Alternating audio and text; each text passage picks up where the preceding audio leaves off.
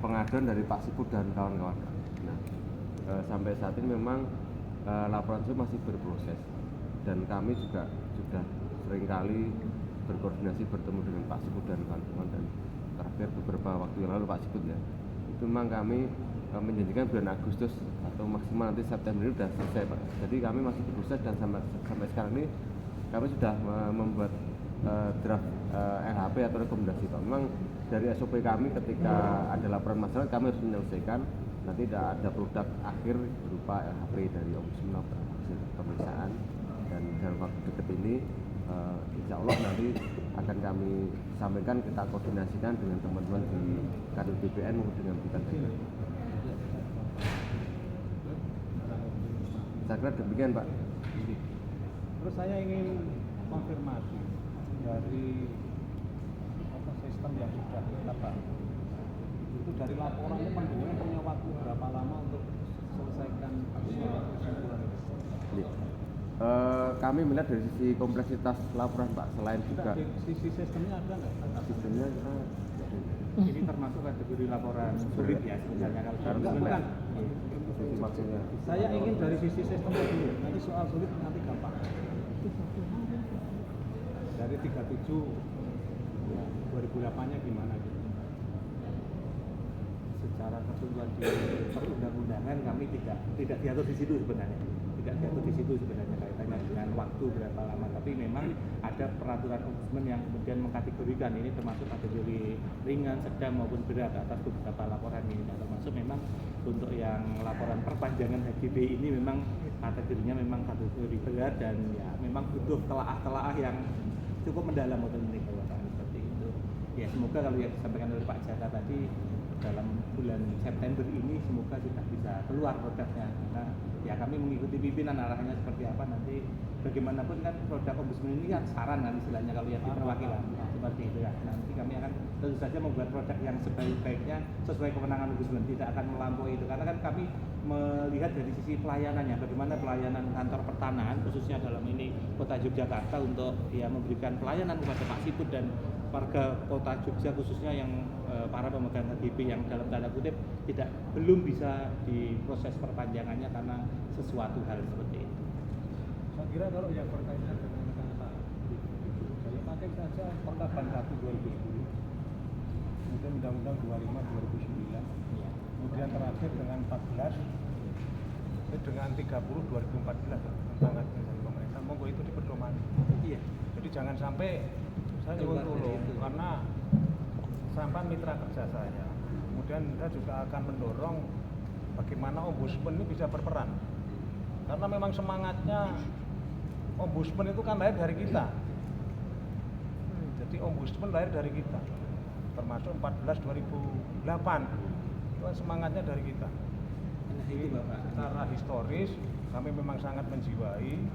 Jadi oleh karena itu saya ingin mari kita sama-sama untuk bertindak secara bersih, secara jernih dalam konteks negara kesatuan Republik Indonesia.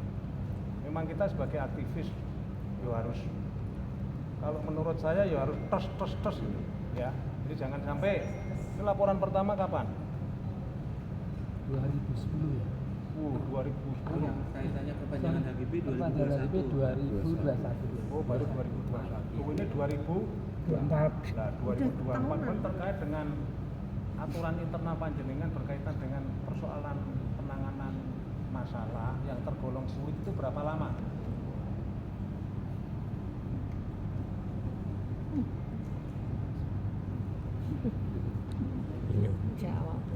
Kalau kami karena berproses Pak, jadi melibatkan. Bukan sih kan sudah 2021. Iya, 2024.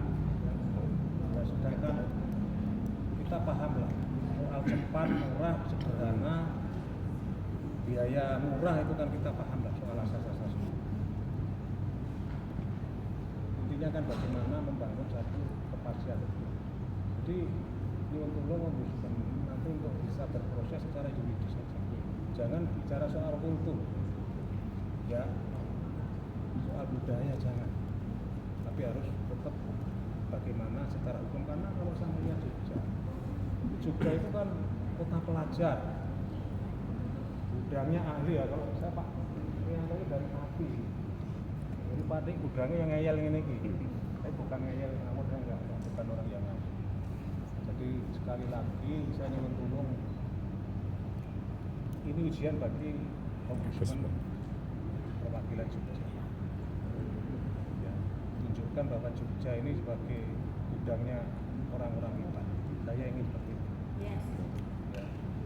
Nggak usah dikeploi. Sudah 3 tahun. Iya, karena kita gitu lama. terpaksa. 3 tahun itu Itu lama. yang kelas lu Pak tersebut. Pasti benar. Itu ya, jadi monggo. Jadi saya paham. Tapi saya ingin kita bekerja itu prinsipnya kan kita itu negara. Nah, soal prinsip-prinsip itu apa?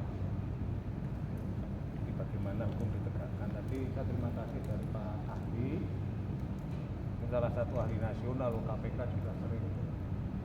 Iya, untuk tadi ada alasan dari Pak siapa? Pak Mahdi, hati-hati karena kalau nanti itu diperpanjang merugikan negara. Merugikan dari mana? Kalau memang itu tanah negara kan nggak ada persoalan. Dan monggo yang berkaitan dengan persoalan-persoalan data, nanti rekomendasikan aja toh bahwa itu maladministrasi. Udah. Kalau memang ada pidana, tolong rekomendasikan untuk dipidana. Saya pelapornya. Betul. Kalau saya Siap. orangnya Ya. tapi kalau sepanjang masih Ayo bisa tunjukkan taring Ombudsman. Ayo. ya. Kemudian kawan-kawan juga saya berharap karena ini perjuangan. Iya Pak. Itu jangan Saya setuju. apa, frustasi. Kemudian juga minta tolong untuk jangan dengan Pak Kasandi, dengan siapa, Pak Kakata, nanti kita udari bareng-bareng. Makanya kalau berjuang itu ya bergerak terus, jangan tidur. Udah tahun Enggak, Pak. kemarin Udah nggak berapa bisa tahun? tidur malah Pak Tidak ini. melanggar hukum. Kalau perlu tidur di gedung DPR. Iya. Amin. Kemarin Tiduri. mau tidur di Amin. BPN aku. Tolong kawan-kawan media omongan Pak Rianto, karena saya ingin membangun Indonesia ini lebih cetok, aturannya ini tinggi, ya. Karena kita sudah sepakat membangun bahwa kita memilih sistem demokrasi, hukum sebagai panglima. Tadi yang disampaikan Pak Mahdi, nanti teman-teman coba dipahami tentang Perda DIY nomor 3 tahun berapa? 84 sama 1 2017 Perda Terus nanti dikaji lagi Kepres 3384. Kemudian bagaimana dengan Perda S, kemudian dengan keistimewaan, kemudian dengan asas-asas hukum, kemudian dengan Undang-Undang 12 2011 tentang pembentukan peraturan perundang-undangan. Itu mana kan? Di monggo kalau terjadi konflik ya nanti jangan segan-segan bawa ke ranah hukum. Bawa. Jadi biar kita tidak bisa menyalahkan Pak Suwito. Kasandi. Karena garis Terima kasih Pak, kami terima kasih sekali hari ini kami dikumpulkan, kami mendapat pencerahan. Tadi sudah dijelaskan. ngomong dulu. Iya, bentar. Ya, oke, ngomong oke. dulu. Jadi biar nanti cair. Ya, nanti cair. Jadi saya yakin kita nanti akan mengkristal pada penegakan. Tapi tolong disampaikan jangan tidur seperti kayak gini. Enggak apa-apa kalau perlu mau ini kantor pabrik datang kurang 2000 pemegang enggak apa-apa. Kalau perlu kapan nanti di Senayan ditiduri enggak apa-apa. Enggak apa-apa. Karena memang ini perjuangan. Jadi mohon maaf karena latar belakang saya seorang aktivis, saya seorang pengacara. Ya tentu kalau kita mau membangun negara monarki, ya pengacara itu bunuh semua, termasuk Pak Rianto. Itu baru bisa akan muncul negara monarki. Termasuk ombudsman tidak usah ada. Jadi pelayan publik tidak usah diawasi. Ini menurut pandangan saya. Dan saya yakin kita setuju. Jadi kita ingin membangun negara ini. Kalau memang satu misal tanah sampean itu alas haknya itu Sultan Gron atau Pakualaman. Gron dia berikan. Ya toh? Tapi kalau di situ tanah negara sudah muncul dari yang mendasari itu Perda 3 berapa? 184, kemudian Kepres 33 84, kemudian per 24 September 1980 bahwa tanah-tanah bla bla bla bla bla itu jatuh menjadi tanah. Itu yang menjadi pedoman. Lah kalau terjadi tafsir yang berbeda-beda dengan Pak, ya dibawa ke ranah hukum. Monggo. Kalau ada pidananya berikan saya, nanti dilaporkan ke polisi nggak apa-apa. Jadi memang kita, mohon maaf, kita kalau berjuang harus bisa mencari perhatian. Terus yang penting targetnya jangan sampai melanggar hukum. Peraturannya itu. Kemudian gerakan-gerakan sampai juga jangan melanggar hukum. Satu misal mau kegiatan pengerahan massa yang lebih, ya sampaikan pemberitahuan ke polisi. Sampaikan. Nah kalau mau rame, pemberitahuannya ke Baintel Polri, nggak apa-apa, karena ada keluarga yang di Jakarta, ya tahu, sampaikan aja nggak apa-apa. Jadi biar nanti mendapatkan satu perhatian, kemudian ada titik-titik. Monggo dari sisi Pak Ikut kalau mau.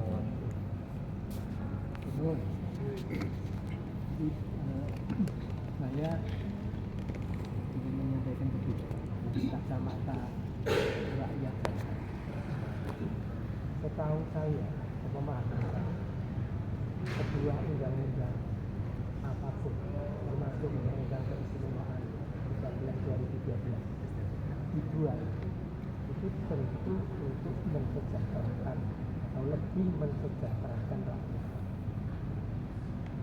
Bukan undang-undang itu ditafsirkan untuk merampas hak keperdataan rakyat yang atas dasar suatu legalitas. Jadi seperti masyarakat ini memiliki tanah yang namanya SHGB itu dari beli. Waktu proses beli sudah tanya ke BPN. Setelah semua sah legal diterbitkanlah, diizinkan oleh BPN untuk mengadakan transaksi dan di BPAT dilakukan. Diterbitkan sertifikat oleh BPN. Itu asas legalitas dan kepastian hukum. Secara bodoh ya orang-orang ini berpegang kepada itu untuk cari nafkah, untuk menabung, uang ditabung ke situ. Sekarang kalau ada satu apa ya betul, ada satu undang-undang yang bisa mencabut atau memelaratkan masyarakatnya atau rakyat. Apalagi kalau berkaitan dengan perpanjangan HGB. Perpanjangan HGB ini kan nggak ada hujan, nggak ada angin, nggak ada masalah, nggak ada kasus. Setahu kita juga bahwa kalau orang itu memperpanjang HGB, itu bisa saja ditunda perpanjangan sepanjang ada yang berkeberatan. Kemudian keberatan meminta diblokir dan sebagainya, itu pun harus ditindaklanjuti dengan tuntutan hukum atau laporan polisi. Lah ini nggak ada apa-apa. Yang baru, tetapi dalam hal ini BPN bilang ini nggak bisa diperpanjang karena apa? Karena ini terindikasi tanah kasultanan. Ini membingungkan masyarakat. Terus kemudian belakangan tanah kasultanannya hilang. Ini kan diusut karena RVO. Kita cari tahu RVO itu apa, tanya. Oh ternyata RVO itu sudah tidak ada. RVO itu sudah menjadi tanah negara, di Balai Irono RVO juga tanah negara juga. Loh, kenapa harus begitu? Dan yang lebih memilukan lagi, BPN yang seharusnya melindungi masyarakat, maaf Pak, ini justru masyarakat tidak diperpanjang lagi, diarahkan untuk ke Dispertaru.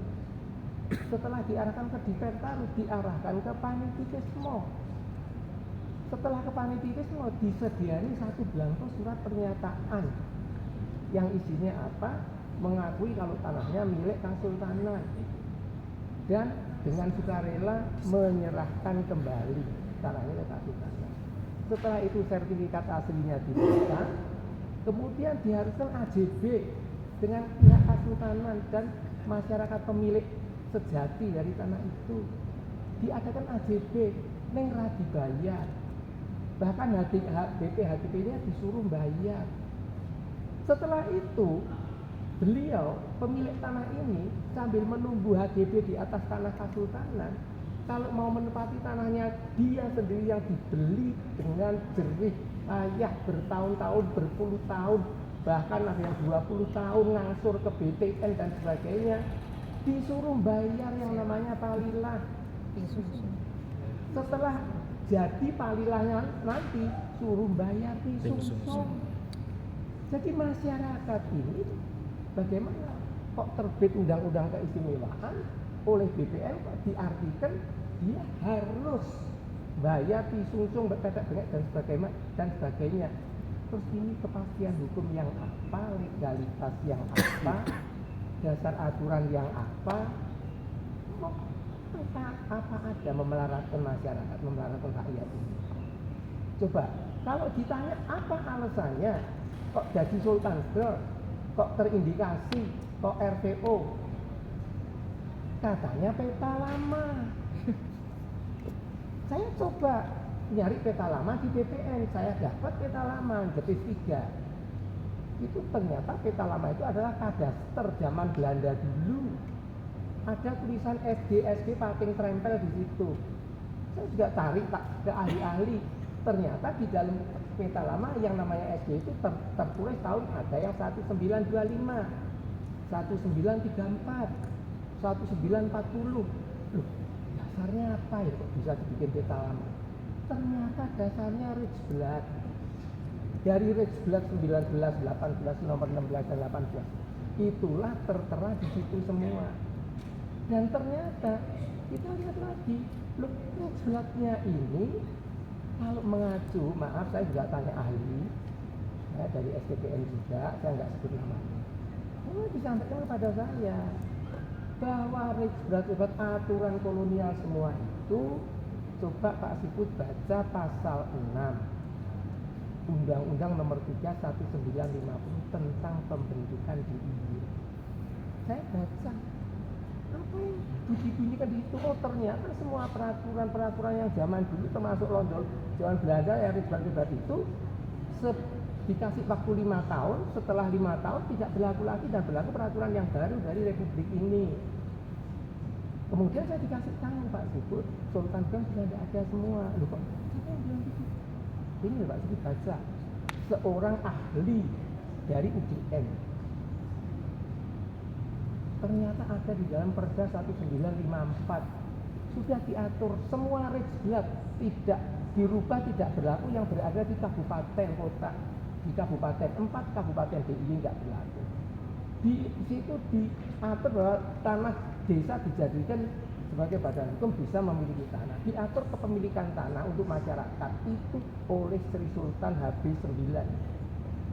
Dan selanjutnya lagi, kemudian setelah ada UU-PA 1960, Sri Sultan HB9, ini beliau sendiri, saya kebetulan kenal baik dengan beliau dari PA8, putranya PA8 itu di tempat saya jadi direktur.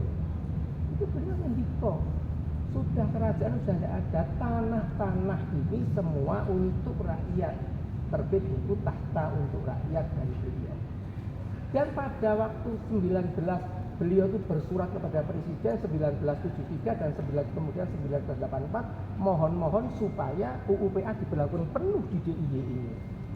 Dikabulkan oleh Presiden dengan Kepres 33 tahun 1984 dan ditindaklanjuti oleh Sri Sultan HB9 dengan membuat Perda DIY nomor 3 1984. Bunyinya sudah jelas, UU-PA diberlakukan sepenuhnya di DIY dan Rijksblad 16 1918, Rijksblad 18 19 18, Rijksblad tahun 25 34 38 dan seterusnya dicabut oleh beliau sendiri.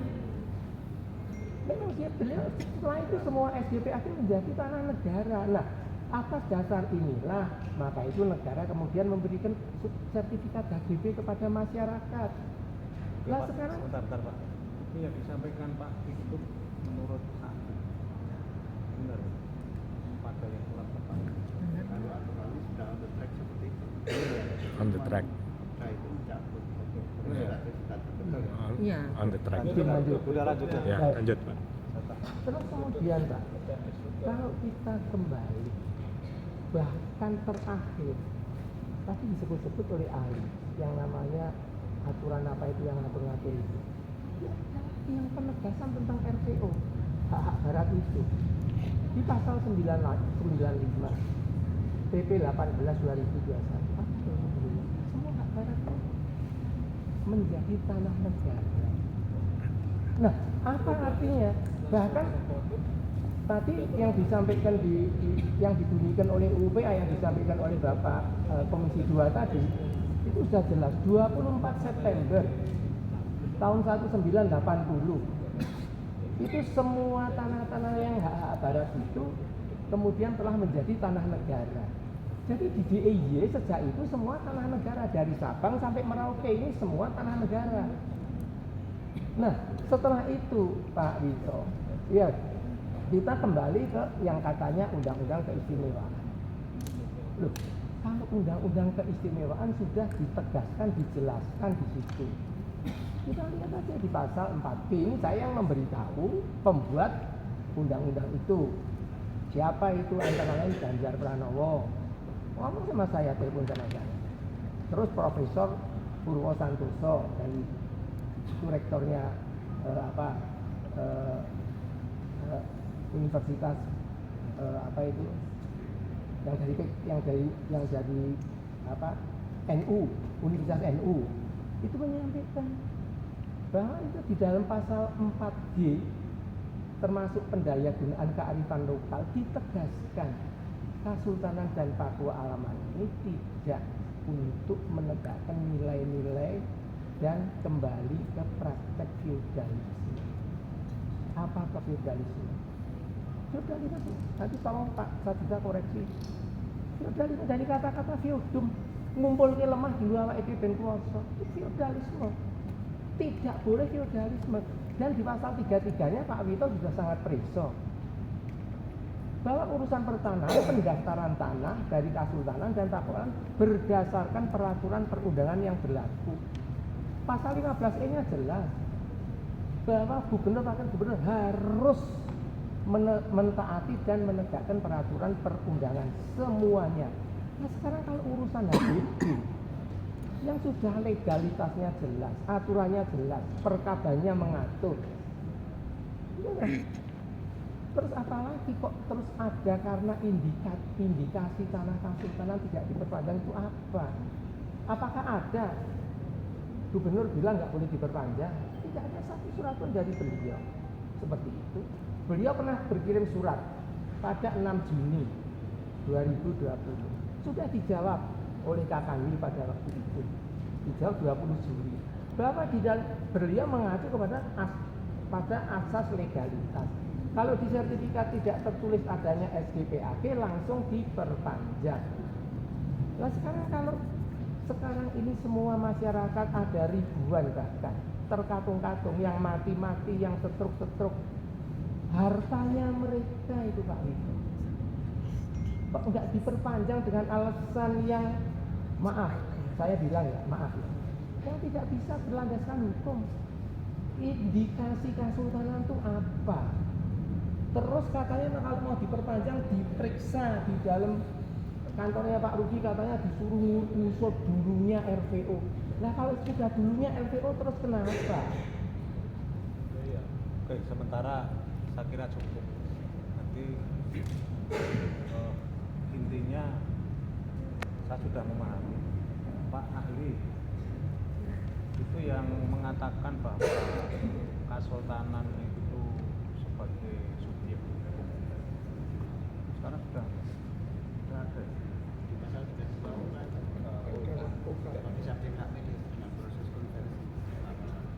Nah, izin tambah dikit Pak. Ada yang ketinggalan Pak Selala. Maaf. Di sebuah sertifikat kan sudah diatur Pak. Pemiliknya siapa? Ada tanggal lahir pemiliknya.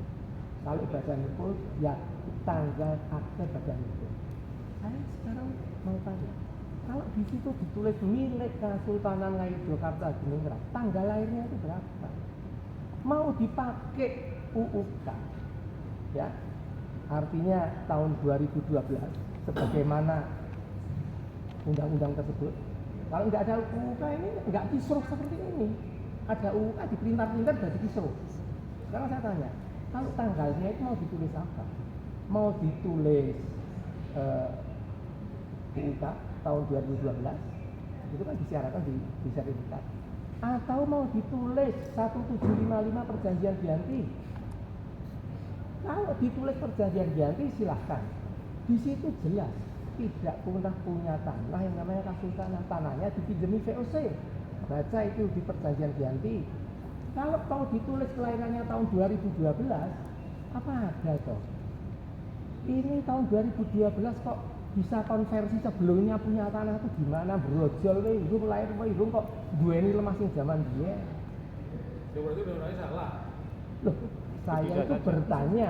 Nanti dulu, jangan bilang dongnya salah. Saya tanya kepada Pak Wito. Udah gini aja Pak, ini udah panjang, ini mau pasar, dipersingkat aja. Saya ini dipersingkat, jangan perpanjang. Atau tidak, perpanjang atau tidak kita cetak. Laksanakan perkaban, pegang aturan, ojo nggawe melarat rakyatmu, Pak. Iya. Itu aja permohonannya. Jadi gini, kalau berkaitan tugas saya, bukan 3 hari. Ini satu tugas konstitusional. Makanya kita penke Pak. Saya ingin persoalan di Jogja itu diudari secara jernih. Saya nggak ada kepentingan. Saya nggak ada kepentingan apapun. Tapi saya melihat, ya mohon maaf, saya sudah kemana-mana. Saya juga pernah ke Panitikesmo. Ya waktu itu nggak ada orangnya. Bener. Saya juga tanya Babin Kamtipmas mantan Katon, saya tanya. Kalau Babine ketemu aku mantan polisi, saya itu hanya ingin mencari bahan yang sebenarnya. Kemudian dari kerabatnya juga tanya-tanya. Lah saya itu ingin, bagaimana mari ini dirampungke dengan hati yang jernih sesuai dengan undang-undang. Makanya tanya dasar hukum mengenai badan hukum kesultanan itu gimana. Nah sekarang apakah itu nanti tidak berpeluang ada korupsi? Kalau itu badan hukum tentu berkaitan dengan satu misal penggunaan aset-aset itu, ini dikemanakan? Ayo kita benahi. Saya yang di depan. Kalau media kalau ada, saya yang di depan. Biar semua clear. Ya, biar semua clear. Kalau memang itu aset sosial, ya mesti kan ada pembukuannya yang betul. Jadi mohon izin, sekarang ini kita harus sepakat bahwa hukum itu dijadikan panduan sudah. Itu kira-kira itu. Sama matur nuwun, jadi intinya masukan-masukan dari sampean saya sudah paham. Masukan dari saya sudah paham. Kalau dari Pak Kakanwil tentu sayang. Itu bukan ranahnya Kakanwil. Karena penyelenggara pelayanan publik itu ada di kantah-kantah. Nah mestinya ini yang melakukan perbuatan maladministrasi itu ya penyelenggara pelayanan publik. Tolong itu nanti hukum apapun ditempuh, termasuk nanti dari sisi kan di PP berapa tentang disiplin ASN itu bisa saja nanti Salah satunya yang ditunggu rekam Ombudsman. selesai ya. Jadi sebenarnya kan undurannya itu awalnya surat gubernur nanti yang tahun 2020 yang dikesampingkan tadi sudah saya sampaikan, dibaca aja lah. Ya kan sebetulnya kan ada larangan, adalah perintah dan pada perpanjangan yang dulu KPTS itu kan harus dimintakan rekomendasi. Kita itu sebenarnya yang melaksanakan itu aja. Sebenarnya kejadian ini siapa yang mengan? Saya juga prihatin seperti ini. Ya siapa sih Pak? Prihatin ini. Ini loh Pak Wito. Tapi maksudnya gini loh, sebentar. Maksud saya, ini yang jelasnya kan surat itu. Wah, Allah nanti bagaimana bisa komunikasi sama komisi 2. Dan jenengan saya diserang kita terus. Ya maksudnya Izin. Sebentar. Ini izin. Ya wes, ngomongnya dari aku ya. Nah, gitu. Kan kalau persoalan itu cari akar permasalahannya di mana. Selebihnya surut itu lancar, artinya biasa normal. Saya nggak mau berdebat lagi masalah undang-undang lah, undang-undang 560, undang-undang keistimewaan, perdanya juga ada, itu nanti silahkan dibaca sendiri lah. Nggak ada apa untuk saling berdebat, nggak ada apa selesai. Kita paham semua lah. Ya, nanti silakan. Surat itu juga mestinya harus dipahami seperti Pak Arianto kan bilang, jangankan ada surat, diperintah aja mesti kan nggak bakalan melawan istilahnya kan gitu. Jelas ada surat. Nah kemudian ketika ada RPO ditambahkan SG, itu bukan kita, ditaruh. Kenapa jenengan tidak melakukan informasi ke ditaruh gitu loh. Bentar. Maksud saya tadi sampaikan kalau ada perselisihan seperti itu tentang peraturan, marilah kita dibawa ke masalah hukum aja. Kalau misalkan kemungkinan bisa kita tidak bisa selesaikan melalui mediasi ya litigasi, sehingga kita kalau misalkan nanti melaksanakan keputusan itu kan enak. Ini kan masih asumsi ya, karena kepentingannya Pak Sipur mesti seperti itu wajar, saya memaklumi. Tapi kan teman-teman kita juga ada ini juga, ada mangu-mangu kan gitu. Nah ini maksud saya, ini kalau misalkan Pak Arianto selaku Komisi 2 bisa membantu lah menjembatani persoalan ini. Sebenarnya kan ini masalah kebijakan gubernur dengan masyarakat. Jadi enak gitu loh. Nanti misalkan sebenarnya gini, kalau di peta itu kan ada yang sampaikan ada SG, ada yang istilahnya masih abu-abu. Kalau SG, kalau Pak Sipur mesti nggak percaya SG nggak ada kan gitu. Tapi suka ada seperti itu. Maksud saya Pak Sipur juga harus diakui SG itu ada. Sedangkan yang lain kita konsultasikan, kita bicarakan gitu loh. Jangan langsung di cut, diputus. Itu namanya nggak menghargai, nggak menghormati aturan di gitu loh. Jadi sama-sama namanya mau mempertemukan dua pihak itu ya harus masing-masing harus calling down sama-sama supaya beliau juga ya menghargai juga kan gitu Pak ya. Kira-kira. Ya nanti Pak Arianto lah monggo. Itu kira-kira kita aja Pak. Kalau bisa. Bentar. Jadi bentar. Saya tolong nanti yang bisa berikan informasi ke saya. Nanti tak telusuri. Termasuk yang dimintai 90 juta ada kwitansinya, tolong berikan saya. Ya mungkin. Apa? Pisung itu. Sudah bayar. Nanti berikan ke saya. Kalaupun nanti diundang pers, saya yang ngomong, tapi saya diberi data-datanya. Ya. Saya tidak ingin ada fitnah-fitnah. Ya. Sini. Terus yang berkaitan dengan surat itu gubernur atau sekda? Gubernur. Saya nyuwun tolong. Apakah itu masuk di dalam tata aturan urutan perundang-undangan di Undang-Undang 12 2011? Masuk enggak? Enggak, jawab aja biar rakyat itu paham secara aturan. Ini kan persoalan dijadikan alasan BUMN untuk tidak melakukan upaya administrasi pelayanan. Itu tolong dari Ombudsman kan yang lembaga netral. Iya Pak, nanti Masuk enggak? itu memang di luar ya, tapi nanti kan Tidak di di luar luar. dalam Jawab aja di Di luar. luar, titik. Jadi teman-teman Mas Joko, media ini. dia mungkin ora kon akeh mau jane kon undang kabeh. Ngomong itu kemarin. Jadi itu bukan satu. Nah, kita ini negara hukum. Nanti tolong dibuka pasal 7, pasal 8 Undang-Undang 12 2011.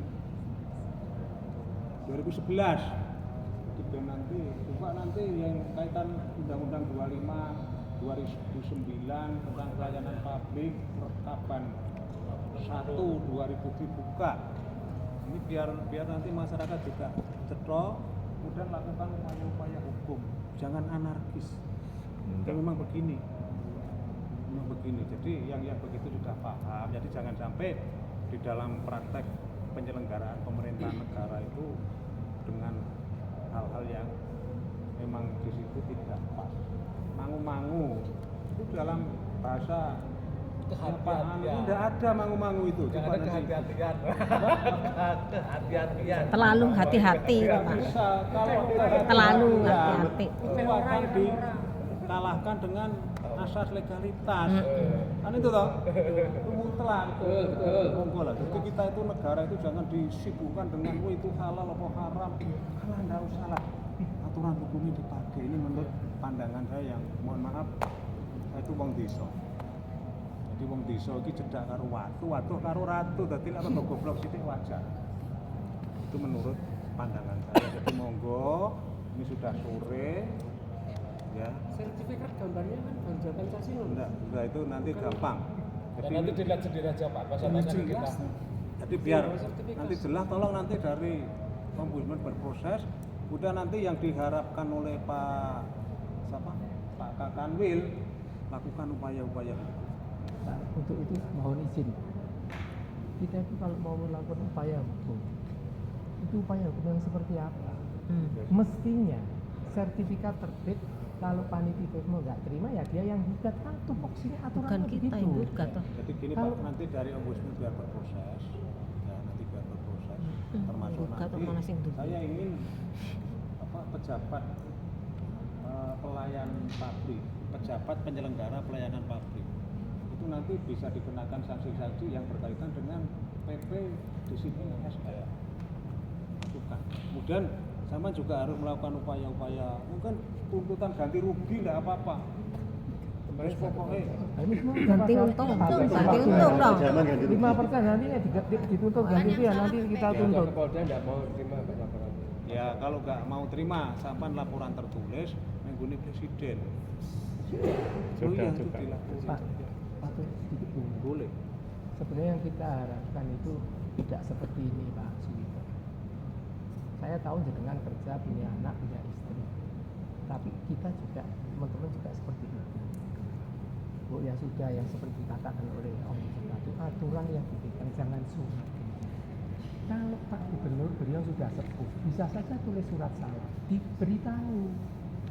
Saya kemarin juga bicara dengan beliau masalah HGB. Oh, itu urusanku, terserah BPN. Aturannya wis jelas. Ya sudah dimunculkan saja. Ya sudah kalau dimunculkan nanti. Omonganmu ini bener. Iya benar. Bener. Bener. Sumpahnya kabeh ya. Benar. Saya pernah kepada beliau, bahkan saya tulis dimuat di koran. Saya sampai kenapa di koran itu, di radar waktu itu dimuat bahwa terhadap teman, kalau teman itu nggak benar, ya kita wajib menyampaikan. Kalau tidak tidak menyampaikan ya kita berarti nggak benar. Seperti yang saya hormati sangat itu adalah Pak Tri Wibisono. Loh, langsung suratnya gubernur dijawab kok dan selesai. Sebetulnya sudah selesai. Nah, Di tetapi sini jadi Kakanwil berapa lama? berapa Pak Wido? 1 tahun. 10 tahun. Oh, langsung ya. Pak Tri 3 tahun. Dan pada waktu Pak Tri perpanjangan HGB lancar, nggak ada masalah Pak. Langsung Itu. dipindah. Nah, cuman surat loh Pak ya, surat dari gubernur yang Pak Wito angkat tadi yang sudah dijawab oleh BPN, oleh Pak Tri Wibisono kan sudah clear selesai. Tapi sayangnya melalui surat 21 Desember Pak Wito bilang, sertifikat HGB nek terindikasi solusi ora iso diperpanjang. Jadi gini, Itu kan bahasa Pak Wito terindikasi pun secara hukum tidak boleh. Ya, Karena ini berkaitan dengan Kepastian asas hukum. legalitas saja. Itu seneng kan ya? Ombudsman zaman itu mantuk-mantuk. Iya. Nanti saya ingin nanti ini menjadi satu bahan rekomendasi. Pokoknya normatif saja. Kalau perlu nanti kalau butuh dukungan dari DPR segera saya lapor ke pimpinan DPR. Pokoknya saya ingin masalah-masalah itu diselesaikan dengan rembukan lah. Dirembuk. Ini persoalannya ada hal-hal yang saya tidak bisa menerima karena berbicara soal tuntut. Lah ini kita sebagai penyelenggara negara, pedomannya yuk bukan kita itu ora mikul dhuwur mendem jero, bukan ya, tapi kita yang muda-muda itu ingin membangun satu kepastian hukum. Karena apa? Pak Rianto umurnya wis swidak papat, nah umurku swidak 5 berarti kari setahun. Lah mumpung aku saya urip, aku saya manfaatkan untuk yang bukan saya cari musuh, mau urip pisan.